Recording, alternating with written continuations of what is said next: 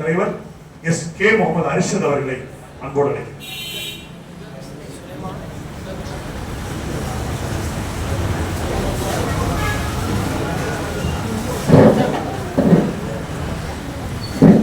السلام عليكم ورحمة الله وبركاته. الحمد لله رب العالمين. சுதந்திர போராட்டம் அதனுடைய போராட்ட ஆண்டு 1757 முதல் 1947 வரை இந்த காலம் இருக்கிறது. போராட்டம் நடக்கிறது. ஆங்கிலேயர்கள் அவர்கள் வியாபாரத்தின் நோக்கமாக தான் இந்தியாவிற்கு வருகிறார்கள். அவர்கள் சிறிது காலம் இந்தியர்களை நோட்டமிட்டு விட்டு அவர்கள் அங்கேயே செட்டில் ஆகிவிட்டார்கள். அங்கேயே குடிபுகுந்து விட்டார்கள். இந்தியாவில் நிரந்தரமாக ஆகிவிட்டார்கள். 200 ஆண்டு காலமாக நம்முடைய முன்னோர்கள் தான் சிறிது சிறிது எதிர்ப்புகள் மூலம் அவர்களை விரட்டி அடித்தார்கள்.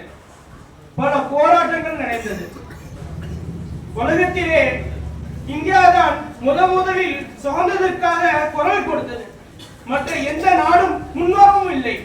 கிட்டத்தட்ட 90 நாடுகள் பிரிட்டிஷ் அரசாங்கம் 90 நாடுகளை அவர்கள் அடிமைப்படுத்தினார்கள். முதலில் குரல் ஓங்கியது இந்தியாவிற்கு மட்டுமே. அவர்கள் குரல் ஓங்கினார்கள். நம்முடைய முன்னோர்கள் குரல் ஓங்கி அதனுடைய வெற்றியும் சந்தித்தார்கள். 1947 சுதந்திரம் கிடைத்தது. நமக்கெல்லாம் அந்த முழு வரலாறும் தெரியும். ஆகஸ்ட் 15 ஜவஹர்லால் நேரு அவர் நள்ளிரவு 12 மணி அளவில் ஒரு மக்களிடம் கூறுகிறார், the word is deep sleep. உலகம் எல்லாரும் உறங்கிக் கொண்டிருக்கிறார்கள், ஆழ்ந்த தூக்கத்தில் இருக்கிறார்கள். India is awake. இந்திய மக்கள் அனைவருமே முடித்துக் கொண்டிருக்கின்றார்கள். அந்த 12 மணி அளவில் இந்தியா மிகப்பெரிய வெற்றி கண்டது. ஆனாலும் பல போராட்டங்கள் நடந்தது. இந்தியாவில் சுதந்திரம் எளிதாக கிடைக்கவில்லை. நம்முடைய முன்னோர்கள் பல வித்தியாசமான போராட்டங்களை அவர்கள் மேற்கொண்டார்கள். அவர்கள் ஆங்கிலேயருடைய சட்டங்களை புறக்கணித்தார்கள். அவர்கள் கதிரியக்க ஆடை அணிந்து அவர்கள் போராட்டம் நடத்தினார்கள்.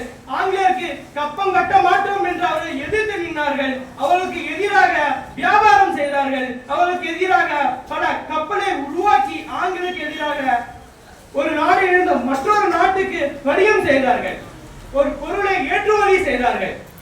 ஆங்கிலேயருக்கு எதிராக பல கட்டத்திலும் அவர்கள் அடி சறுக்கினாலும் மீண்டும் அவர்கள் உடலில் வலு இல்லாவிட்டாலும் அவர்கள் மனதில் வலு இருந்தது. அதன் தாக்கத்தினால்தான் 1947 நாம் சுதந்திரத்தை பெற்றிருக்கிறோம். அவருடைய உடலில் வலுவும் மனதில் வலுவும் இல்லாவிட்டால் நாம் இந்த சுதந்திரத்தை பெற்றிருக்க முடியாது. உங்களுக்கு எல்லாம் தெரியும், இந்தியாவுடைய கேட்ல டெல்லியில எழுதியிருக்கும் சுதந்திர போராட்டத்துடைய வீரர்கள பேர் அத்துணை பேர் எழுதியிருக்கும். அங்க தியாகத்தை பற்றி எழுதியிருப்பாங்க, தியாகியுடைய பேர்களை எழுதியிருப்பாங்க. ஆனா மொத்த ஆண்கள் 95,300 பேர்கள் இறந்தவங்க. அந்த கேட்ல 95,300 பேர்கள் எழுதியிருக்கும். ஆனா 3-2 படங்க நம்ம தான். முஸ்லீம் தான் அதிகமா மௌத்தானாங்க.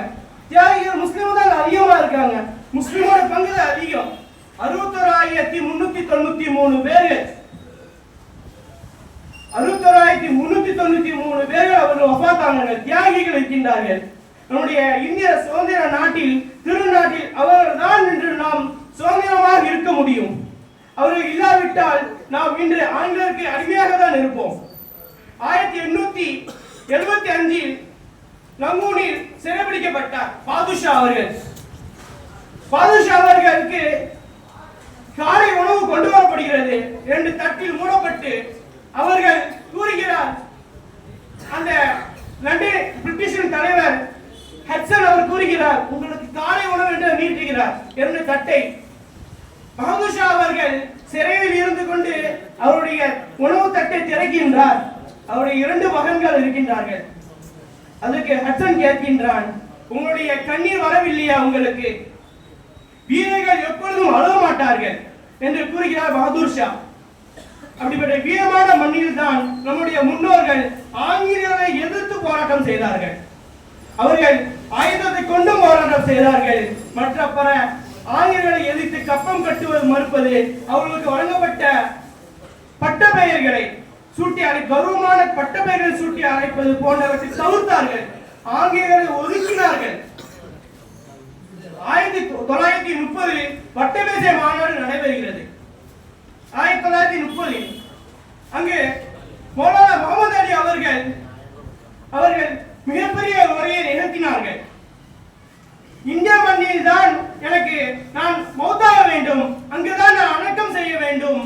சுதந்திரம் கிடைக்காவிட்டால் நான் இந்தியாவில் அடக்கம் செய்யப்பட வேண்டாம், இந்தியாவில் என்னை அடக்க வேண்டாம் என்று வட்டமேசை மாநாடில் அவர்கள் பேசினார்கள். 1930 லண்டனில் நடக்கக்கூடிய வட்டமேசை மாநாடில் அவர்கள் 5 நிமிடம் பேசுவதாக கூறி அவர்களை 2 மணி நேரம் கர்ஜித்தார்கள். 2 மணி நேரம் பெரு உரையை நடத்தினார்கள். அவர்கள் உரை முடியும் பொழுது அவர்கள் உயிரும் பிரிந்தது. அந்த நாட்டில் உள்ள மொத்தம் 22 நாடுகள் மௌலானா முகமது அலி அவர்களை எங்கள் நாட்டிற்கு தாருங்கள், நாங்கள் அடக்கம் செய்கிறோம், எங்கள் நாட்டுக்கு தாருங்கள், நாங்கள் அடக்கம் செய்கிறோம் என்று பல நாடுகள் கேட்டது முகமது அவருடைய உடலை. ஆனால்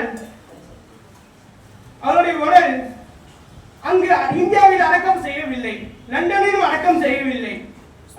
அவருடைய உடல் எங்கேயோ இருக்கின்ற மூசா நபி அவர்கள் அடக்கப்பட்ட விமானத்தில் அடக்கப்பட்ட இடம், அங்கு அவர்கள் அடக்கப்பட்டார்கள். நம்முடைய முன்னோர்கள் தியாகத்தினால் தான் நாம் இங்கு உட்கார்ந்து இருக்கின்றோம்.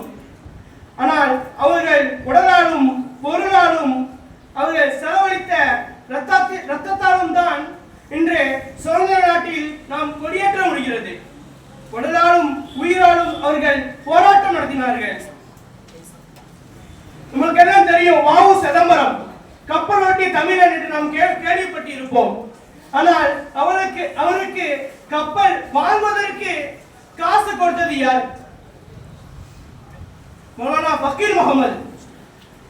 அந்த நேரத்தில் அவங்க 2 லட்சம் கொடுத்தாங்க கப்பல் வாங்குவதற்கு.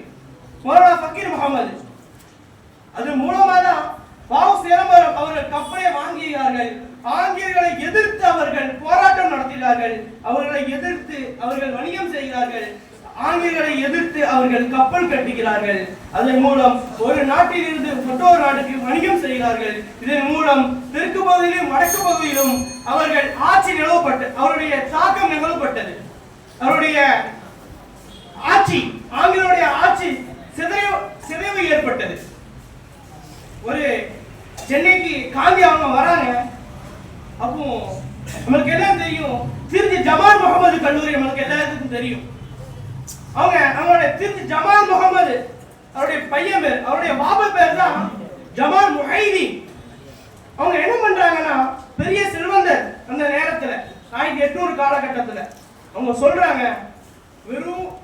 வெறும் பிளாங்க் செக்க மட்டும் கொடுக்கறாங்க. உங்களுக்கு எவ்வளவு தேவையோ அந்த தொகையை நீங்க நிரப்பிக் கொள்ளுங்க. உங்களுக்கு எவ்வளவு தேவையோ இந்த தொகையை நிரப்பிக் கொள்ளுங்க. இந்திய சுதந்திரத்துக்காக நீங்க இதை பயன்படுத்துங்கன்னு சொன்னாங்க. நம்முடைய முஸ்லிமோட பங்கு தான் அவ்வளவும் இருக்கு, மறைக்கப்பட்டது அத்தனை வரலாறுகளும். ஒரு கவி ஒன்று கூறுவார்கள், சுதந்திரத்தை இரவிலே வாங்கினோம், ஆனால் இன்றும் அது விடியவில்லை. சுதந்திரத்தை நாம் இரவிலே வாங்கினோம், ஆனால் இன்றும் நாம் விடியவில்லை. பல சங்கிகள் உள்ளே இருக்கின்றார்கள். அவர்கள் நாம் இன்னும் போராடி கொண்டுதான் இருக்கின்றோம். கர்நாடகாவில் கர்பூரில் நடந்த போராட்டம் என்னென்று உங்களுக்கு தெரியுமா? அந்த ஃபர்தா சம்பந்தமாக முஸ்லிம்கள் அத்துணை பேரும் போராடினார்கள். அடுத்து இடையில போன வாரம் ஒரு நடந்துச்சு, ஒரு டாக்டருக்கு ஒரு அநியாயம் நடக்கப்பட்டது. அதிலையும் முஸ்லிம்கள் கலந்து கொண்டார்கள். அத்துணை முஸ்லிம் மருத்துவர்களும் எதிர்த்து நின்று போராட்டம் செய்தார்கள். நாம் இன்னும் சுதந்திரத்தில் இருக்கின்றோமா என்று நீங்கள் சந்தேகிக்கலாம். இன்னும் நாம் முழுமையாக சுதந்திரம் பெறவில்லை. இன்னும் ஒரு சில சங்கிகளிடம் நாம் இன்றும் அடிமையாகத்தான் இருக்கின்றோம். அல்லாஹ் தஆலா நாடினால் நாம் இந்த மிகப்பெரிய போராட்டம் அத்தனை முஸ்லிம்களும் ஒன்று திரட்டு போராட்டினால் இன்ஷா அல்லாஹ் இன்றைய ஆட்சி கூட மாற வாய்ப்புள்ளது. என்னுடைய ஆட்சிகளை கூட மாற வாய்ப்புள்ளது. முஸ்லிம் மக்கள் அத்துணை பேரும் ஒன்று திரட்டி போராடினால் பிரதமர் மோடி என்ன நம்முடைய ஆட்சியும் கவிழ வாய்ப்புள்ளது. நாம் இன்ஷா அல்லாஹ் அத்துணை முஸ்லிம்களும் நாம் எல்லாம் ஒன்றாக நிற்போம். வாஹித் தாவானா அல்ஹம்துலில்லாஹி ரப்பில் ஆலமீன். அஸ்ஸலாமு அலைக்கும் வரஹ்மத்துல்லாஹி.